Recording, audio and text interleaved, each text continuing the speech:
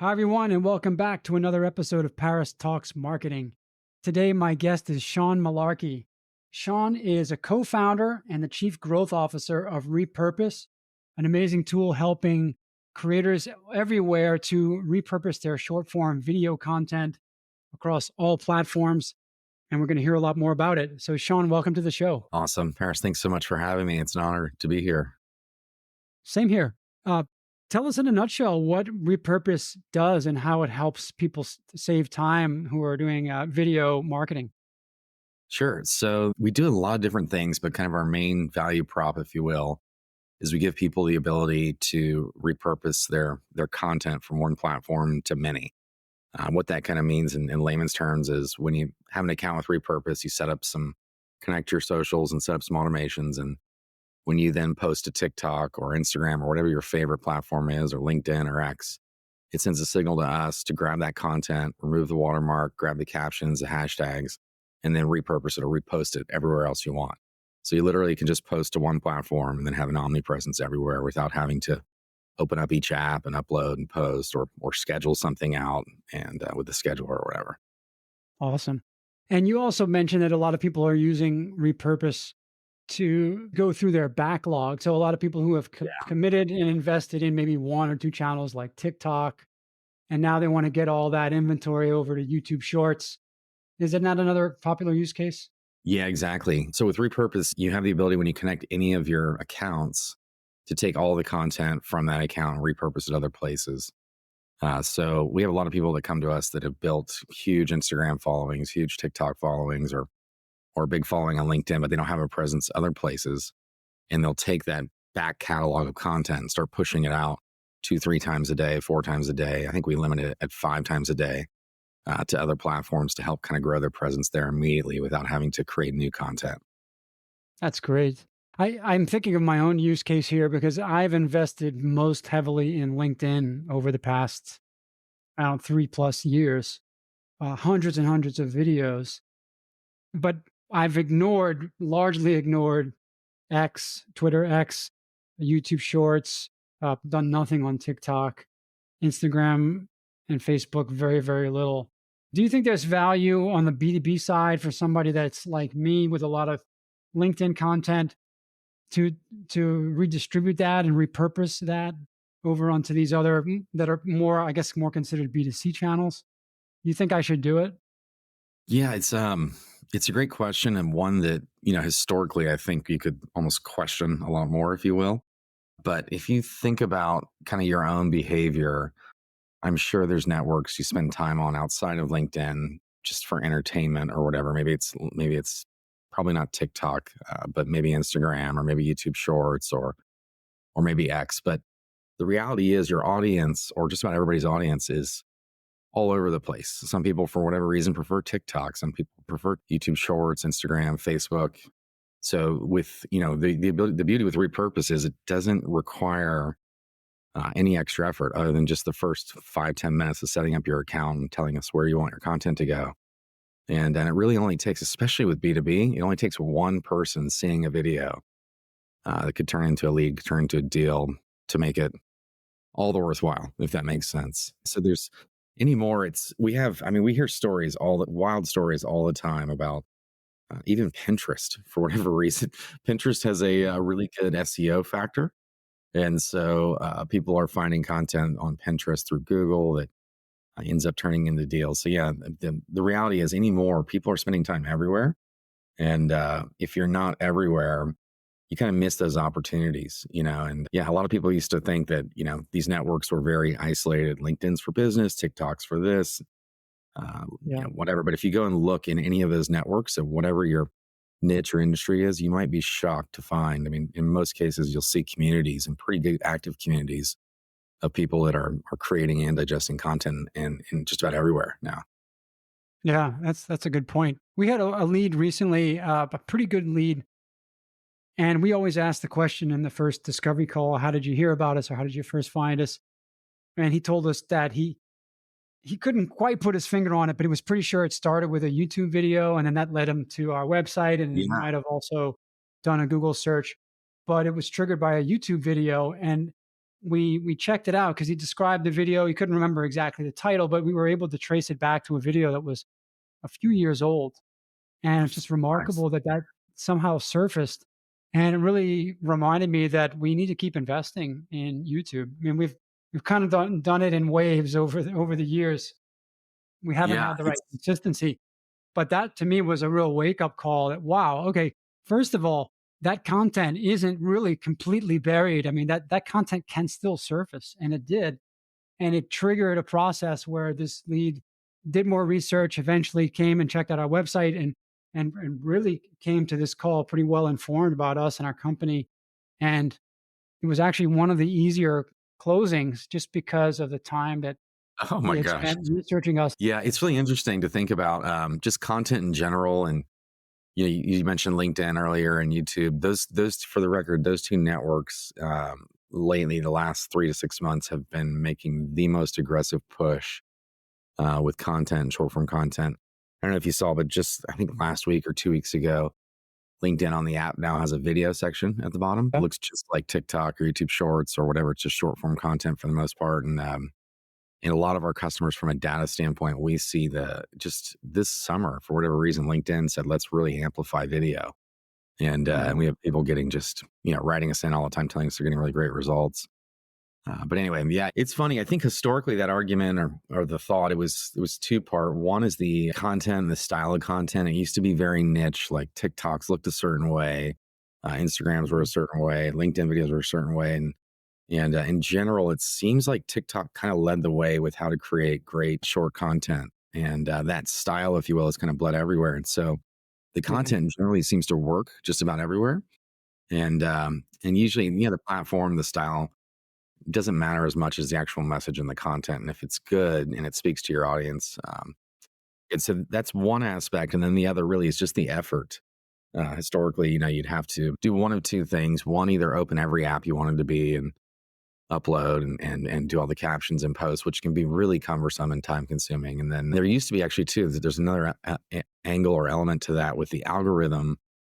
The algorithms used to, supposedly, who really knows, but favor people who logged into the platforms and did all of that. But Mhm. anymore, they seem to be driven by AI and it's focused on the content. And if it's great content, generally it'll Yeah. do well with I think no, everyone seems to be optimizing for which time.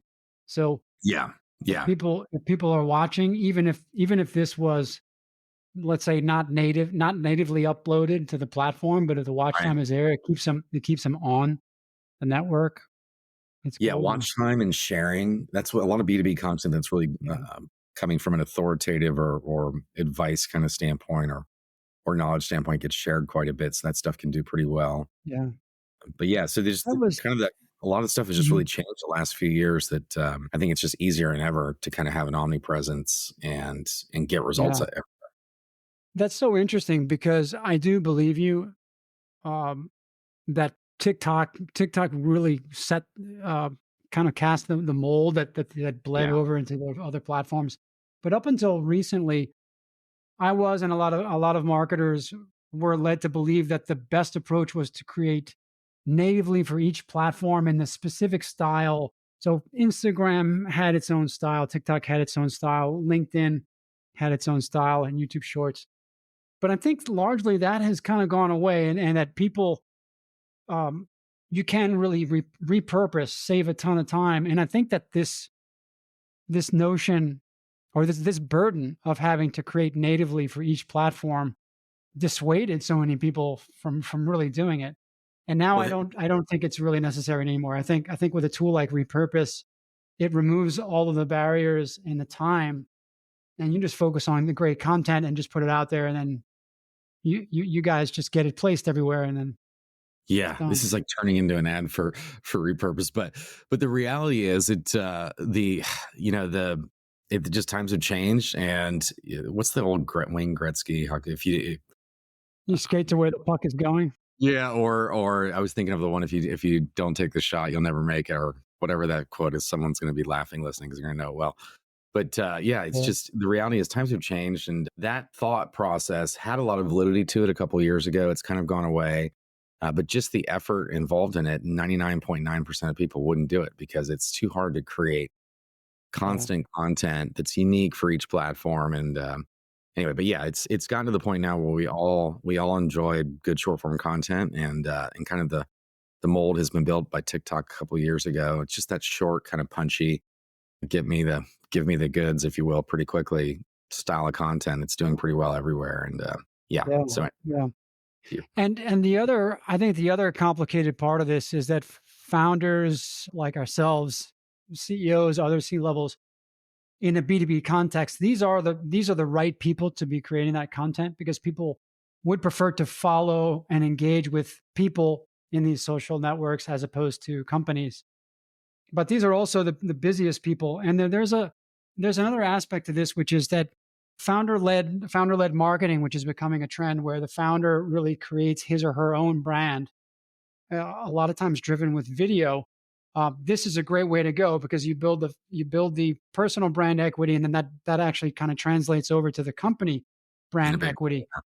But the I guess the ironic twist there is that if the founders want to make an exit, does that mean that a lot of the value is going to be going away if the founder's input and the contribution founder or C levels are making, if that goes away post acquisition, what might happen to the acquisition marketing channels? Is that something that you think about, and I imagine other founders think about, and how can we possibly overcome this? Yeah, it's kind of a constant dilemma, I think, for most, even in people that are actively doing it. I'm actually reading this great book right now called Exit Ready Marketing, and that's the kind of the idea is that a lot of acquisitions will happen based on how the current flow of leads and businesses currently, and that's one of those things that you would lose that value immediately if the founder steps away, or even if there's a time frame put in place, or an earn out, if you will. Yeah. Those can things can change there. So it's a real risk. So yeah, it's one of those things. I think from a strategic standpoint, I think it's great and I think it's smart to do, but I don't think you obviously want to have all your eggs in that basket. And if anything, use what you learn from that to create more product led growth. Creating something that creating funnels, if you will, or marketing channels that don't rely on the founder, because it becomes such a big when the founder becomes the face of the brand, a lot of the equity or a lot of the value is in the founder and not actually the brand. So it's one of those things. But I think it's a smart thing to do as long as you're using whatever you're building and earning from that to grow other channels, and make sure your acquisition Yeah. channels in place are something that can be passed on, if you will, or built upon. Yeah. One example of this that I'll bring up, and a recent guest on our show was Adam Robinson from retention.com. And he's recently spun out a B2B version of that called R B2B. And absolutely, this is founder led growth at its prime. And I wonder if what he's doing now is he's trying to get that critical base of customers in place with his own efforts, primarily through LinkedIn. And then Smart. maybe over time, I mean, once they get through this initial push of getting this critical mass of users, then maybe he'll start to diversify the acquisition channels and start investing maybe more in paid advertising, or maybe other organic channels, or influencer or affiliate, or what have you.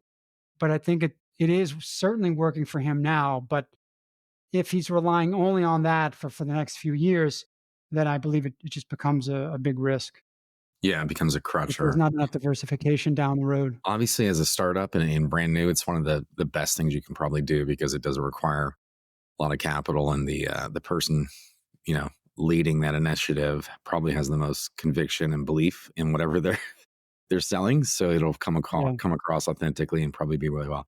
And for us, as an example too, Hanny, my partner, my co-founder, he early on did a lot and did so much, and we got to the point where he was just like, I'd like to step back. Can we create some other marketing channels that aren't just me, and so that I can focus on the development and engineering side. But it Mhm. was a big part of, I think, our early growth, because there was a direct connection to the founder. And for us, in particular, doing short form content, the fact he was putting his face up there every day, and primarily talking about the product and great things it can do and how it can be used, really connected with our audience, and I think built a lot of trust early on. Every case is a little bit different, but ours, obviously B2C, it was pretty wise for him to do that. And there's times now where I wonder, should he come back and still be doing that? And can we, can we create the capacity that he could do a video a day like he did for a long time? But the reality is I'd much rather build acquisition channels that don't rely on either of us and are more system driven or ad driven and just get results so that way it's not a crutch, if you will, on the business at a later point. Maybe we're at the point soon where you can create an AI avatar or AI mascot of some sort, and that person certainly it won't ever go anywhere, because it's um, they can show up every day and entertain and tell stories and engage people, and maybe they just need a little bit of guidance and some script writing from anybody. But if that would persist through any kind of different change in ownership or management, maybe that's also the future. Are people going to have the mascots, AI Yeah, mascots? it's really been a wild couple of years with AI and the things that are happening. And I think the future is insane. I had a conflict I was dealing with the other day, and I just had this thought that in the future there'll probably be a service where I can upload couple minutes of me talking, the whole context behind the conflict, and then a phone number and a contact person, and they'll call and actually using my voice negotiate for me or handle a situation that I thought, in the smartest way, because I don't know if you've ever used AI for any kind of conflict resolution, but it's pretty impressive when you feed it all the context, some of the advice it gives. And anyway, I Yeah, just had this thought the other day that can you that's imagine? fascinating. I don't think I've used it. I can't think of any specific cases where I've used it for conflict resolution. I had an interesting case that might apply to here. I had an employee that we hired on to manage a department, and there was a long term employee of 6 years who had been kind of the most senior person in the department who probably should have, in theory, I was worried that they would have thought they should have been promoted. And the reality was that just the managerial skills weren't there. And this person we were bringing on had a lot of experience and brought a lot of value just in the experience. And so I just asked ChatGPT to help me with a conversation with him that would leave introducing this new person, letting him know he didn't get the role, but we really value him. And I think the prompt was like, explain what the situation was and help me craft a conversation with him that he'll hang up feeling good when we get off the phone or whatever. And it was insane. It said, hey, it's really, in fact, I think it compliments. It's nice that you're thinking about him in this regard. Here's how you should handle it. And then I even just said, okay, cool. Can you pretend like we have a conversation and show me what I should be saying? And it gave me this incredible script. And I called it, which gave me a lot of confidence going into the call. It was a tough call because I really love the guy and he's a great guy. But by the end of it, he was super excited to be working with the new person. He was grateful that I called. He felt good. So anyway, it's really interesting, Hmm. the rise of Yeah, AI and how it's creeping into work in our workflows in different ways. And yeah, I'm yeah. super excited for the future, not from a content perspective. It's incredible what's happening and what we have planned, but just from work in general, some of the things that we're doing. Yeah, I think we're just scratching the surface, and just given where you are with Repurpose, as the ability to create video content, short form video content, it's going to get easier and easier. Whether it's I can create I can avatarize myself, and I can do unlimited amount of videos. All I need to do is provide scripts, but I don't really have to show up anymore. You don't even have And to there's going to provide be the so much script. of You just have that. to ask the question that provides the script. So then Right. Even yeah. Even just get it started. Yeah. we had Um, just another quick interesting thing. I think it's applicable and interesting. We hired a product manager recently, and I took the lead to do it and do the first round of interviews, and then pass them over to Hanny. His time has been really busy on the development engineering side, and we're small. So I asked ChatGPT I said, here's what we're looking to hire. Can you help me with the job description that I can post on a job board? And it gave me this incredible one. I handed it to Hanny to review, and he was like blown away. He's like, just change this one sentence and it's perfect. The application started coming in and I started responding to people for the interviews. And I picked 5 or 6 to interview. And they had worked at all the big ones, at Facebook, at Google, Harvard MBAs, MIT graduates. I mean, it was super intimidating getting on these calls because they're really accomplished individuals. And so I asked ChatGPT, I said, hey, I have to do this engineer and I know nothing about this side of the business. What are some great questions I can ask? And please give me the context behind those questions. And it was incredible. It gave me the ability to have a really effective interview in an area that I knew nothing about. And the reality was about 80% of the interview was more about the individual. But the questions I was able to ask were very relevant. I understood why I was asking them based on the stuff I got back. So interviews went great. We found a great guy who was at Google previously. So anyway, it was just really interesting to think like I'm going to interview these guys. I know nothing about this. I'm gonna, and they're really accomplished. And within 5 minutes, I had a whole set of questions. I felt good, I felt comfortable, and the interviews were really effective. Yeah. Oh, it's almost like having a co-CEO sitting right next to you who can A just mentor. advise you. And Yeah. if you need a shot of confidence around something like this, tough conversations, conflict resolution, uh, creative interview questions for intimidating candidates or whatever. Um, but it's fascinating. We could It is go a fascinating. lot deeper. But I do want to get on to a couple of other topics that we talked about in the pre-show around some really impressive results that you all have achieved, starting with conversion rate optimization. So I'll create the context here for many of our listeners who are in B2B SaaS. It's in large part, it is a game of controlling your acquisition cost and your churn rate. And this sacred ratio of LTV to CAC is something that everybody is watching closely. And the levers that you pull there is you want to extend LTV and grow LTV. And one way to do that is to reduce your churn. And you also want to reduce, of course, your acquisition cost. But let's start with one of the biggest factors for reducing your acquisition cost that you shared with me, which is, from what I understand, about a 50% improvement in the conversion rate of users signing up from the homepage. Can you walk me through the entire process, including the testing that you did that eventually got you to those results? Yeah, we were having a lot of success early on in scaling our ads, and then we kind of plateaued to the point the results were, you know, just where we kind of hit our peak. So I just looked at it and I said, gosh, I would love to continue the growth. So obviously let's move to split testing some stuff and see if we can get a lower CAC. And the we outlined kind of a split testing map of about, I don't know, 15, 16 different initiatives, and we prioritized them and then created a kind of a set of rules through, X conversions if this happens, if maybe more for this, but created this guideline and kicked off a pretty good split testing project for our homepage. And first, we were having success with little things. And one of the very first tests that we did, though, was a copywriting test. I hired the world's greatest copywriter, spent a lot of money, got some amazing copy. And just keep in mind, too, Paris, our results, I think, going into this were pretty good. I think we were roughly around 18%. So, like 1 in 5 people were That's pretty signing up, which, phenomenal really on yeah. its own Mhm. there. Yeah, and it That's was, people but I that knew we had initiate a a lot of. trial, that they start the trial. Yeah, and I think a lot of that comes from the front end, the ads doing such a good job that people, when they landed there, they felt comfortable in signing up.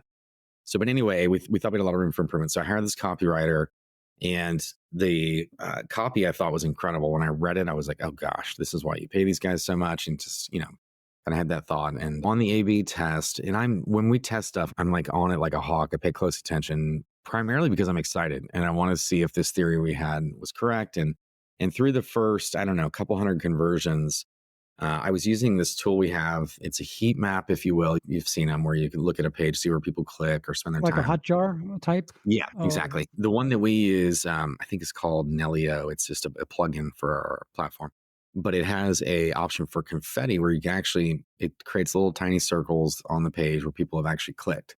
And so as I was scrolling the A/B test of the two versions and looking down them, I noticed on our homepage, I think we have 5 different start your trial here now buttons, if you will. And one's above the fold right there in the top, below the headline. One is, and they're just in different supporting sections as you go down the page. And so in the early stages of it, I noticed we were getting, just for example, on the A side or our control, we had maybe 6 clicks on the below the fold. So on the other buttons. And on this side, we had like 30.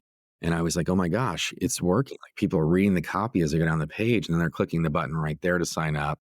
This is, I got so excited. Well, the reality was through, I don't know, a couple thousand conversions, it evened out. And the amount of clicks were almost the same as you went down. And but the one thing that really stood out, so that was kind of and actually the control beat the copy in the end by like 1% or whatever. It just performed 1% less. But I was like, wow, that's interesting. But what really? So it was kind of is a the failed takeaway test. that people are people are scrolling, but maybe not reading it so I intensely, I don't or even know, or maybe something in our old thing. It's whatever. But the big takeaway for me on this failure, if you will, and this is why I love marketing and testing. It's even the failures you can learn so much, was that something like it never occurred to me to look at this in this detail, but like 94% of the signups happened above the fold. And I was like, my Mhm. God. And they weren't even scrolling. Like you could see on the thing as the where the eyes were. So it was like everything above Yeah, the fold is that's great. important. So that's essentially your headline and maybe one supporting element with a picture or a video. And so the easiest thing for me to test next was a headline. So when I started playing around with different headlines, I went to our search analytics to see what people were searching for repurpose on Google for, and thought that some of those keywords might be really valuable. And then the next thing I did is I went to TikTok on my desktop and I recorded. We had this great fortune of getting literally several thousand organic pieces of content of people talking about repurpose on TikTok. So I searched repurpose on TikTok, clicked on one, hit Mm. play, and started scrolling through them. And I did this for an hour and 8 minutes. It was a 68-minute video. I exported the audio from that, uploaded it to a transcription and service, took the transcription then and then plugged it into a word map and pulled out the top 10 words that came up. And to what Mhm. the idea or the theory behind doing this work was that these are people that are organically talking about us. They haven't been paid. They have no incentive. So this is our customer. What's important to them about repurpose, and what are the things that collectively they're all saying kind of in unison. And so we took those top 10 keywords from the word map that came from this, plus the Google stuff, and then came up with, I don't know, 10 or 20 headlines and subheadline combinations. And Mhm. I don't think we've done anything else. We went from 18 Amazing. to 29% conversions, almost 30%, I think now. And then there's a couple other little things we did with the video thing, but that failed test led to the discovery of everything being above the fold, which then we took the approach to say, okay, what are people saying? What do they think about us? What do they want about like our best customers? What are they, you know, saying? And took all of that data and then created the winning results. Yeah. I'm looking at the CTA button on the homepage now, and I also really like that you give you're putting in the text of the button, "No credit card required." I think that's also really a nice. Yeah, that was about like a 4% improvement when we tested that. And that was Okay. one of the very, like a year ago, we tested that. And I think it just removes some friction, if Yeah. you will. So, yeah. But overall, the thing that I love about your approach is that you took such an innovative way to get the voice of the customer. You went on to TikTok, and did you say that you were just on your phone and you just screen recorded and you just scrolling through the different videos and just capturing all the audio? I Is used, that what no, it was on my wow. Mac. I use a tool called ScreenFlow that records your screen. And I Yeah. don't know if you ever Mhm. use it for webinars, presentations, but I just turned it on and then went to on the desktop, went to TikTok and searched and hit play and literally just sat here for an hour. And what eventually boiled out was the headline that I see today is "Save time and simplify sharing content." So it's to me, it's pretty plain vanilla, You can but almost see this the is it. keywords in the headline. Yeah. And then But I then think the around that, so subheadline there's has, something above and there's a subheadline below which has automate distribution and platforms and never rely on manual sharing. But the big bold H1 is save time and simplify sharing content. And I yeah, guess it's that's really funny. the two main themes that just emerged from, I don't know, 100 plus TikTok videos, right? Oh gosh, yeah, I don't know how many it was. The other thing is too, Paris, that was important for us is that helped direct a lot of the copy on the front end ads as well. We took that knowledge and applied it over there. So I think that even helped lower Yeah. costs in that regard too. Absolutely. Yeah. So many people optimize purely in the acquisition channels, the ad platforms like in paid search, paid social, and they keep trying to get that CAC down with this intense focus on maybe we need to keep finding new keywords, we need to improve our click through rates, or but really what you did was really the on the other side of it was, well, when they land post click, how can we if we get our conversion rate even a 50% improvement in conversion rate, that goes straight into CAC. I mean, that has a direct correlation on CAC reduction. And 1,000%. there's no Yeah. way that you Really. could get a 50% reduction. Actually, it's greater than 50%. It was almost 100%. But there's no way you could cut your CAC in half by optimizing in Google Ads. I mean, after you've been at it for a few years, I'm sure, and the competition is there, the CPCs are always going up, so the costs inside of these platforms never go down. They only go up. and Yeah, and you know you what? offset You're that by conversion rate optimization. 1,000%. Yeah, you're bringing up a topic that I kind of forget or didn't think about, but we really took that data and applied it to the front end as well. We were able to reduce our CAC by 2/3 overall. The landing page Mm. contributed to it, but really studying the ads and the most of our ads are talking head, if you will, and studying what was said and what was effective. And we took a lot of that data from the learnings from what people were saying and applied that towards the ads. And one thing that I just had this thought is I've done literally over the last 15 years thousands of live webinars, and when we would email registrations, I learned early on that if the email copy matched what was on the registration page, conversions were the highest. And my theory was like, like, oh, I've already read this and I've taken the action to go to this page. So if I land on the page and there's new data there and new things being presented, it creates a little bit of friction because I have to kind of read it and whatever. Yeah. If I land and the copy matches exactly what was in the email or the invite or the ad or the whatever, it removes any friction. It's like, oh, I already know this. I took the initiative It's to a come here. yeah, like a reinforcement bias, right? Because Yeah. So the I act the think act with of clicking the act of clicking in the email is kind of an acceptance of the exactly. email copy, and when you Yeah. And see then it if they're, again, it's a reinforcement bias. So yes. you're But if kinda it's trained to do the different, same thing. yeah, if it's different, you're curious to read the new stuff, then that can create either new questions or some sort of friction that stops you from taking the action.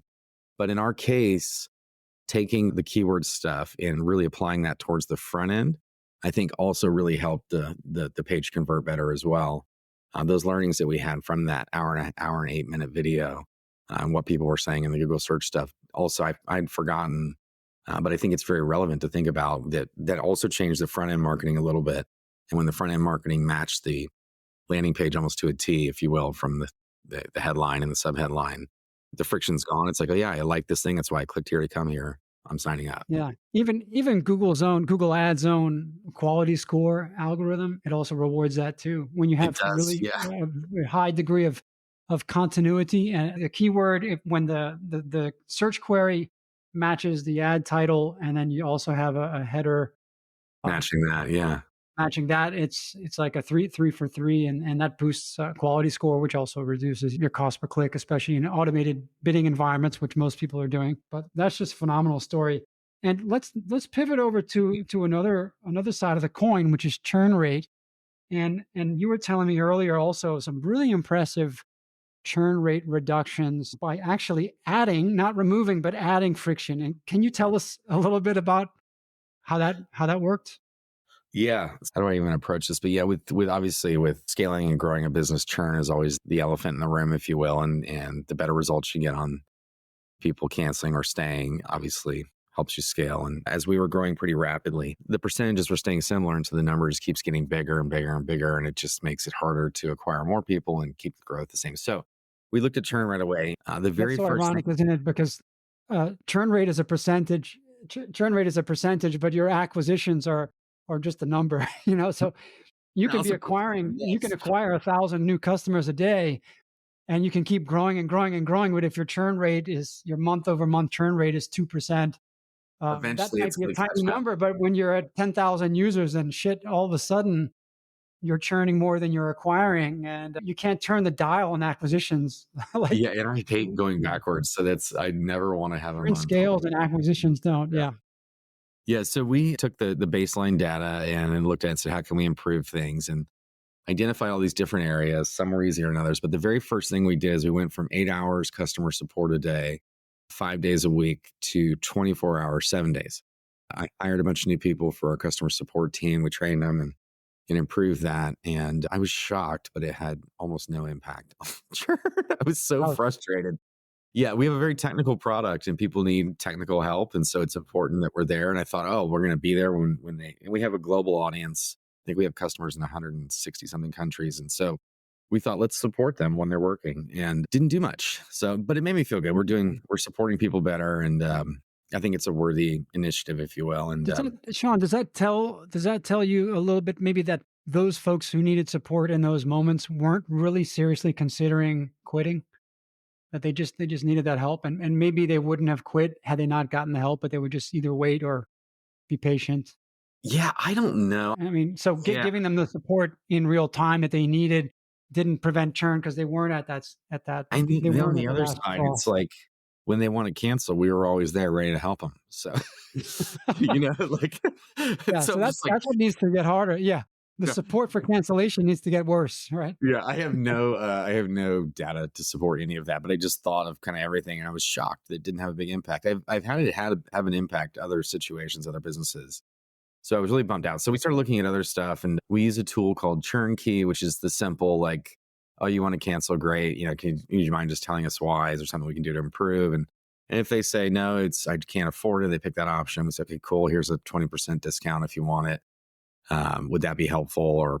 Or if they're, I'm not using it, I don't use the platform anymore. It's like, is there in the future? Would you, if you do you want to pause your account so you don't have to set up all the new workflows and everything? And so anyway, that helped, and that saved roughly, I want to say about 20. I'm trying to remember the data because we've done so much, it's changed, but somewhere around 20% of our cancellations. So that was a big help. And I was on a call with one of the founders of Turnkey, and we just got into this long conversation about a little bit of friction in the cancellation process. And I just really started thinking about that and thinking about myself personally when there's been times I've wanted to cancel something. And because of some friction, I didn't cancel. And then I ended up using the product and loving it. And then I thought also, if there's anything I want to cancel, just no matter what hoop I have to jump through, I cancel it. Like I recently, I think with Netflix, or one of the things I went to cancel, and there wasn't a self-service cancel. There was a, email us to cancel. And it's a huge multi-billion-dollar company. And I thought, you know what? If they're doing this, this is Yeah. probably creates enough friction that it helps people Mhm. stay. So I thought, let's just test it out. And that was insane. I should have pulled up the data, but it was about a 30% overnight reduction in churn. Yeah, so we removed the self-service and just put a message said to cancel. It was literally so silly. Just use the live chat option and say, hey, we want to cancel. Please contact customer support via the live chat here on the platform or email. And we had our email in the thing. And so there's, oh, okay, I was going to click this. Hey, I want to cancel my account. We send them a link. But just that effort reduced our churn by a third, That's which was, amazing. yeah, Yeah. insane. And we have an exit survey on the thing I told you, but the very last thing is, share any thoughts with us, good or bad or whatever. Yeah, I you forget asked what why. the question is, but the tool that we use measures sentiment from those responses. And when I looked at the chart for sentiment after doing it for several months, there wasn't. We occasionally get the person's like, "Oh, your cancellation process is so hard and whatever," and they complain. But when you look at the size of our business and the numbers, a third of churn being cut overnight, it was dramatic. It was really dramatic. That's incredible. The Yeah. impact, yeah. I'm thinking the psychology behind that, and I suppose a lot of people, maybe it moves people that are emotional in the moment, and maybe there's just a moment of frustration either with the product, or maybe you got your bill and you're just having an emotional moment that, oh, I can't afford this anymore, or and it forces people who might make an emotional decision in the moment to at least take an extra few minutes and really commit to what they're doing by writing it out. I was even thinking of the like when you're forced to write something by hand or even type it out. I think it's more you're psychologically more committed to that, and maybe that's a No, little I bit of I I what's think going you hit the on. nail on the head. We do a lot of stuff emotionally, and you create a little bit of friction, allows people to think logically. You're just This is forcing them to another. pause even for a minute, and that might be enough to just get them out of that emotional turmoil and think, and then I have to type it out, which is meaning I've the act of typing and maybe is kind of thinking that this is a logical decision I'm making now that I'm typing it out. I'm putting it on record, so to speak. I'm not just clicking a cancel button because I'm pissed off right now, or I just feel Yeah. feel like, oh, I just can't afford this right now. We don't use it. Yeah. Yeah, you're making me think of an interesting story that I think is really interesting. I used to sell a really high ticket item, and we would send back then it was $8. It would probably be 30 now.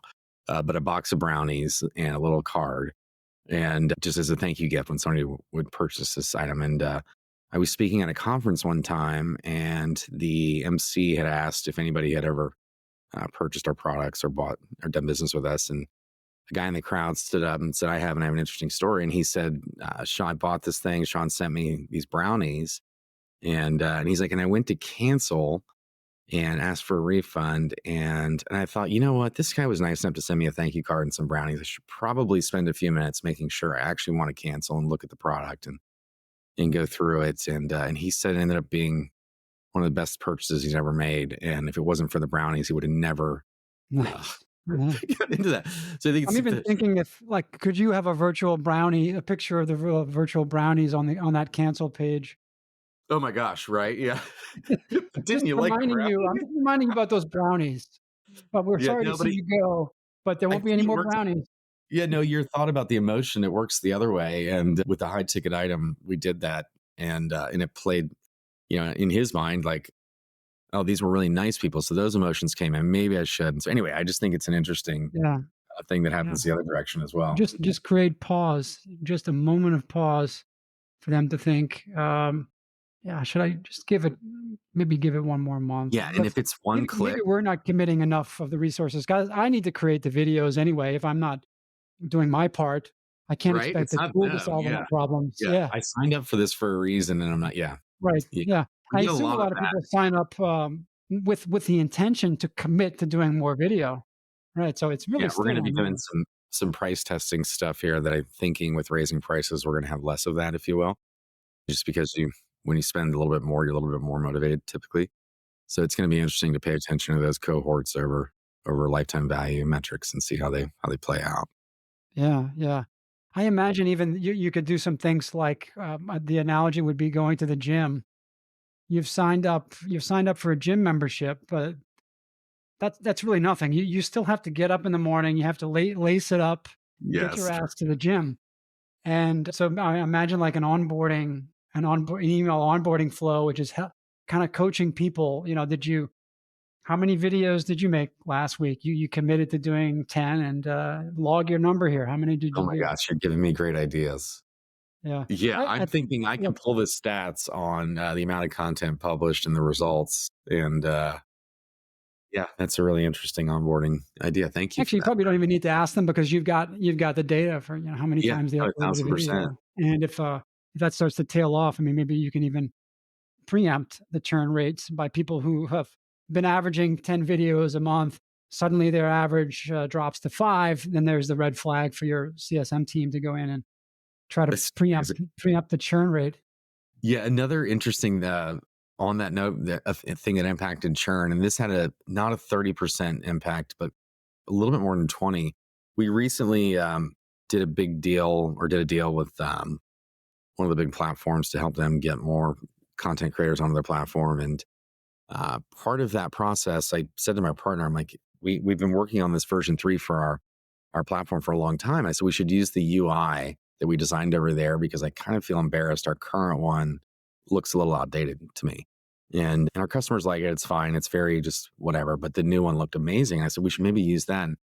And he said, you're right. And then he said, but if we're going to do that, maybe we just do it platform wide.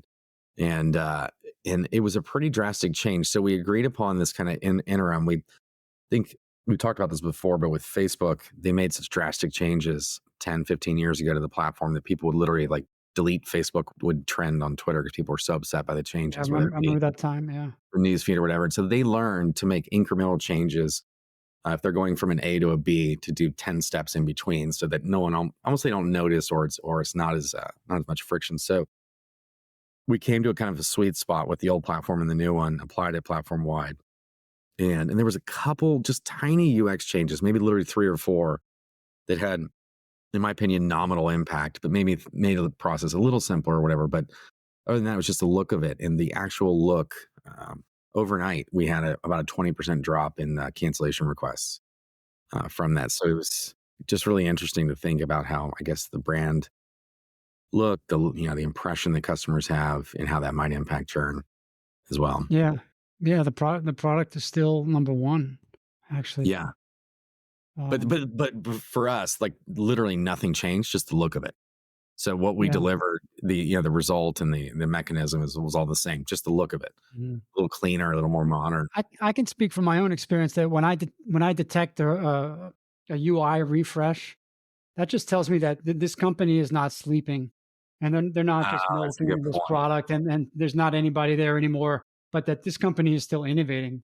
Yeah, And there you even a go. UI refresh probably signals that there are some new features coming, and I should stick around to see those actually, because that's if That's they're probably investing basically, they're investing in the product, which means the new features are probably on the way. yeah, that's a really astute observation. That's probably it. This has been fantastic. I'm sorry that we're going to have to wrap it up, but Oh, no Sean, worries. is there anything else that I didn't ask you that you feel could benefit our audience? Oh gosh, no, I think we covered so much. I would just say, and to anybody watching, I would encourage you if you're creating content now, use a tool like us, or take the initiative. I think if you take the initiative to go most places, it's not sustainable. So like a tool like us or any other tool that gives you the ability to push content out, I think it's worth a shot. It's you never know who might pick up your content and where. And in today's day and age, your content pretty much works everywhere, whether or not you think so. It's just yeah, I can't encourage that enough. There's a big race going on with all of these platforms right now to acquire content. So they're really, if you have good content, they're really putting it front and center. You don't need a big following. We have people all the time with just a couple hundred followers who have a video that pops off and gets 10 million views. And it can be also the one that's been repurposed or the platform that was repurposed to, which is really interesting. And that's another observation is we see content. If I have posting to one place and having going six, you never know which platform is going to like a particular piece of content. And we hear stories all the time that like I hadn't logged into TikTok in a month and I was shocked to see this video got 20 million views and I only have, 1,000 or 4,000 followers or whatever. And then like a month later, a month before that, it was Instagram. And a week before that, it was, you know, Yeah, Facebook or whatever. So I can't encourage people enough to, if you're creating content now, to put it out there. And if you're not, take a look yeah. around your industry, go to the different platforms. Put I yourself think, in the position to get lucky, right? Because yeah, a lot I of think times it this, feels like you just got lucky, but you should be in position to be there, lucky. yeah, Yeah. there is no You luck. can't always explain why, TikTok gave you some serious love, or something just hit and went viral. Yeah, TikTok was one of the platforms that gave small creators a chance, and all the platforms really we've seen in the last primarily 6 months to a year have adopted that mentality. So we have people all the time, like YouTube used to, it was always incremental to your following. And now that's changing. Instagram, the same. And now that's changing. And you've probably seen it yourself. You see a piece of content and you click through to the profile and you're like, whoa, they only have 4,000 followers or whatever. And anyway, yeah, Awesome. Well, Sean, I'll just tell our audience again to check out repurpose.io, and it's an amazing tool. And don't hold back thinking that you need to create unique content for every single platform. That's yesterday's strategy, but today's strategy is create one awesome piece of content and repurpose it. have an So, Sean, omnipresence. Yeah. thank you so much for being with me. I really enjoyed the conversation, and looking forward to following Repurpose in the years ahead. Yeah. Likewise, Paris, I really appreciate you having me on. It's really an honor. Thanks.